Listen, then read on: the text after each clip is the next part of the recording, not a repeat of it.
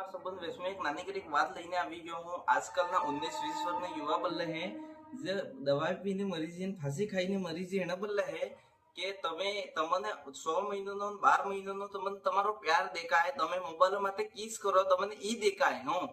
તમને 20 થી 22 વર્ષથી તમારા આઈ બાપાનો તમારો પ્યાર તમને નહીં દેખાતો હોય હો।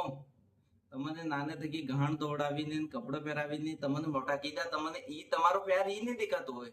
તમને પેલી 100 મહિના વાળી કિસ્સે કરવા વાળો તમને ઈ અસલ દેખાય। મારા ભાઈ હું તમને એક નાની કરી વાત કહેવા ચાહ્યો, તમે 20 વર્ષનો સોરો મરી જા તમારા આઈ બાપા તો હું બીતે તમને ખબર હે? તમે તો મરી જાઓ ગાણ में लाकड़ों गालीने बाળી भी देंगा કે મરી ગયો ને પૂટે તો કોઈ હોનો તો હે ને ઘેર में गाली मिलेगा હું।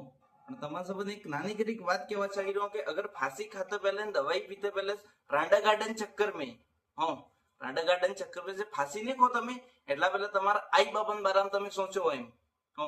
આ એક ખૂબ શરમની વાત છે આપણે ડુંગરપુર બાંસવાડામાં આ ખૂબ ચાલી રહ્યું હોય કે તમે फांसी ખાઈને મરી જાઓ। અરે તમે પહેલા જ મરી જાઓ કેમ હો? પહેલા ગાણવે લાકડો ગાલીને પહેલા બાળીથી નાનો તો મરી ગયો એમ રે, પણ તમે 20 વર્ષનો સોરો થવા પૂટે તમે મરી તમારા આઈ બાપાના પગનો તળિયે ગાહી છે તમને મોટા કરતા કરતા 22 વર્ષનો કરતા કરતા ને પછી તમે फांसी ખાઈને મરી જાઓ અને પીલી સુડી નાખીને પેલી સુડી નાખી એમ કરીને મરી જાઓ। હું બે હાથ જોડીને નિવેદન કરું કે અગર થઈ શકે તો फांसी ખાતા પહેલા તમારા આઈ બાપાને બારામાં સોચો એમ હો।